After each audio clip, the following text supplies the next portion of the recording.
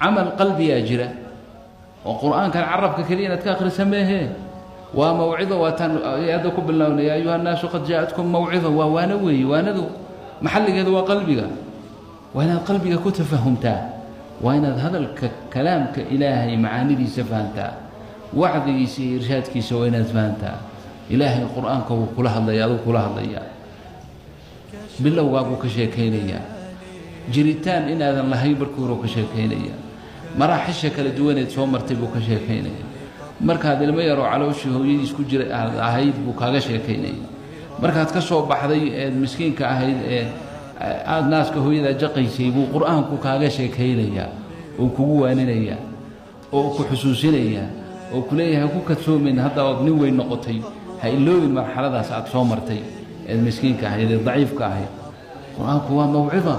mawcidadu maxalligeeduna waa qalbiga